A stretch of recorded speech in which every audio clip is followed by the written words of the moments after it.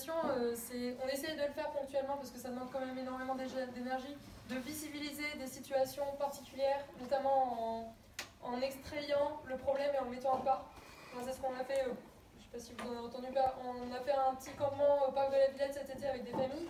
Et en fait, quand on l'extrait, quand on le met autre part et quand on leur dit regardez ces familles-là, elles sont dans la rue depuis des mois, il n'y a rien qui a bougé, et là, on les met devant votre tête et vous dites oh, un bébé de 27 jours, bah oui, mais ça, en fait, ça fait 27 jours qu'il est à la rue, et c'est pas le seul. Et ça fait des mois, et puis on se retrouve avec un arrêté préfectoral, faut que vous bougiez parce que vous mettez les gens en danger, ils sont trop près de l'eau. On est en train de rigoler, mais ça fait 3 mois qu'ils sont à côté du périph' en fait, donc il fallait peut-être s'en occuper un petit peu avant. Donc c'est des choses qu'on arrive à faire, mais ça demande énormément d'énergie. On essaye au niveau interassociatif de travailler dessus, de s'unir pour avoir une portée un peu plus conséquente. Mais pareil, ça demandait de l'énergie à tout le monde et on est tous pris dans des logiques d'urgence. Et puis il y a quelque chose, c'est que tant que c'est pas quelque chose qui s'entend au niveau du grand public, on se fait, sur l'évacuation de la semaine dernière, donc de jeudi, on a sorti un communiqué de presse, on a nous-mêmes invité les journalistes qui n'étaient pas au courant à venir, à aller sur place, à se rendre compte de la situation. On a parlé à tous les journalistes en leur disant 19 000 mises à l'abri depuis le début de l'année, c'est n'importe quoi, c'est de l'hypocrisie, c'est toujours les mêmes qui montent dans les bus. Là, vous en avez 500 qui montent dans les bus aujourd'hui. Demain, dans 5 jours, vous en avez 250 qui sont de retour à la rue, c'est conditionné, etc. Tous les journaux, quasiment, ont repris le tweet du préfet. 19 000 mises à l'abri depuis le début de l'année. Tous. On a été coupés partout, alors que c'est quand même 23 organisations, dont Médecins sans frontières, dont Médecins du Monde, qui sont des organisations quand même un peu conséquentes et connues, qui communiquent sur la même chose, sur l'hypocrisie de ces chiffres, et au final, ce qui a repris, c'est un tweet de la préfecture. Et c'est affligeant en fait, on a beau dépenser toute notre énergie, c'est affligeant. Et pourtant on essaye, on est associatif, sur le 18 décembre, il y a quand même énormément d'organisations qui sont mobilisées, d'associations, de collectifs, etc. Et en fait, c'est toujours relégué loin derrière ce que peut dire l'État. Et on a beau essayer de communiquer, c'est toujours, on est mis en opposition, en réponse de temps en temps aux chiffres absurdes, aux déclarations absurdes, mais on n'est jamais écouté comme des personnes, je ne vais pas dire si expertes, au bout d'un moment, avec tout le savoir qu'on engrange à nous tous, on commence à devenir experts de ces situations, de ces problèmes administratifs, et en fait, je pense que vous l'êtes tous dans les syndicats, dans les partis politiques, on est totalement écrasé par la parole. Non. Mais oui, tout à fait, c'est un gros problème de communication. Mais... En tout cas, je ne sais pas si avec un sujet aussi peu vendeur, vous arriverez à battre, à gagner la bataille de la com. Enfin, je veux dire, la solidarité, les étrangers, les exilés. Non, c'est pas vendeur. Enfin, malheureusement, et même quand on propose des choses concrètes, voire un peu cyniques, ça marche jamais. Enfin, par exemple, sur l'AME, nous évidemment, au Médecins du Monde, on est branle-bas de combat là-dessus. Alors eux, ils sortent partout que l'AME, c'est 900 millions. C'est 900 millions d'euros par an. Si on met ça en perspective avec la fraude fiscale ou quelque chose comme ça, c'est évidemment dérisoire. Et ce qu'on essaye de donner, c'est des... Alors pour nous, évidemment, on a envie de dire il faut soigner les gens parce que c'est normal de soigner, parce que c'est humain. Ça, les gens ne l'entendent pas. Alors on leur explique, en fait, si vous ne soignez pas quelqu'un à un début de maladie, ça va s'empirer. Et quand il sera aux urgences et que ce sera terrible, eh ben, ça coûtera encore plus cher. C'est cynique de dire ça et de prendre ça sous cet angle. Mais même en le disant comme ça, malheureusement, on n'est pas entendu. Donc, alors ça, c'est plus mon avis peut-être que celui de mon association, mais la bataille de la communication, elle va être dure. Il va plutôt falloir du courage politique et s'imposer sur des sujets comme ça. Après, quand on parle d'oncle raciste, etc., voilà, moi je ne connais pas en fait une seule personne qui ait pu rencontrer une personne étrangère, exilée, migrant, voilà, et entendre son parcours, entendre son histoire, et se dire ah non, mais tu mérites de rester dans la rue. Enfin, voilà, il y a évidemment quelque chose à faire là-dessus, quoi. Enfin, il y a de temps en temps, quand les gens sont envoyés en province dans des villages et quand c'est bien fait, et quand ils sont bien intégrés et quand les jeunes sont en apprentissage, etc., mais ça se passe super bien en fait. Voilà. Donc il y a un gros travail de pédagogie. Il y a des heureusement, là aussi c'est un message d'espoir. Heureusement, il y a des villages où ça marche bien et on a l'impression, comme pour beaucoup de choses d'ailleurs, que dans une petite structure où tout un village intègre, parce qu'il y a aussi intérêt, il faut dire, mais il n'y a pas de mauvaise raison. Ça marche, ça marche. J'aime à penser que si un gouvernement, malgré toutes les contestations sociales, écologiques, politiques, peut imposer des lois liberticides, des lois anti-migrants, des projets anti-environnementaux, qu'un vrai gouvernement de gauche pourrait imposer des projets de solidarité, des projets humains, des projets sanitaires. Voilà. On a fini très vite là-dessus. Mais on va s'y mettre pour qu'ils nous entendent. Bon, Je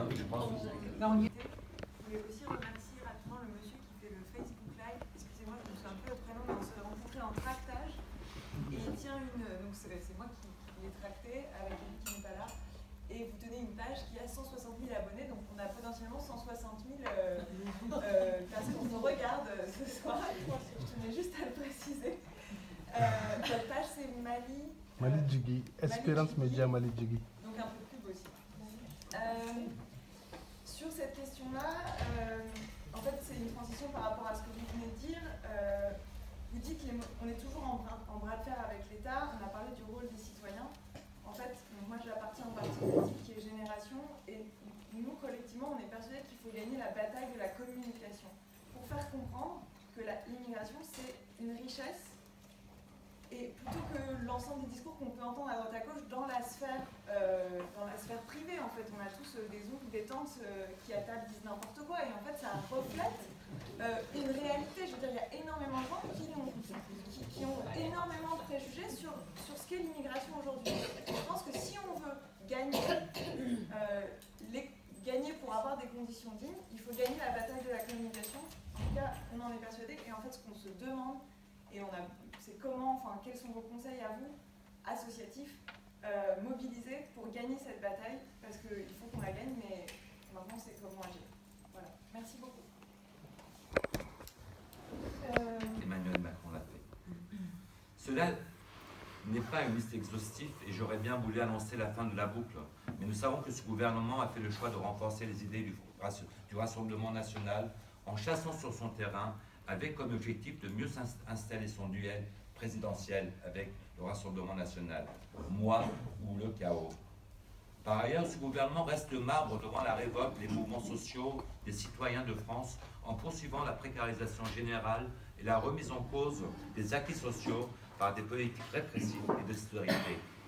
Cette politique, comme dans d'autres périodes noires de notre histoire, engendre, exerce des discours de haine, accroît la pauvreté, le repli sur soi dans la population. De plus en plus de citoyens et de citoyennes sont victimes de l'injustice sociale. Un certain nombre mettent leur vie dans la balance pour attirer l'attention sur cette précarité grandissante. Pour preuve, une enseignante qui se suicide, un étudiant qui s'immole. La seule réponse de ce gouvernement est la violence policière face aux mouvements sociaux, gilets jaunes, pompiers, étudiants. Ainsi, on constate qu'à l'approche des élections et dans un objectif de mieux diviser pour mieux poursuivre sa politique d'austérité, le gouvernement veut renforcer l'image du bouc émissaire. Les lois et les débats ne suffisent plus. Il faut aussi créer une ambiance de peur face au danger de l'autre que représente l'autre. L'immigré, le sans-papier, les citoyens descendants des immigrés. Ainsi, le 8 octobre, à l'occasion d'une cérémonie en préfecture, Emmanuel Macron appelait à bâtir une société de vigilance pour venir à bout de livres islamistes en France, soulignant que les institutions seules ne suffiront pas. Dès le 24 septembre, le ministre de l'Éducation nationale avait tenu à dénoncer de manière véhémente une affiche de la FCPE montrant parmi d'autres mamans une femme portant un foulard. Ces déclarations qui développent la peur de l'autre s'inscrivent dans un contexte politique et médiatique de multiplication des actes et des propos racistes, à commencer par les actes islamophobes, comme la diffusion sur une chaîne nationale du discours politique véhiculant la thèse complotiste et du grand remplacement.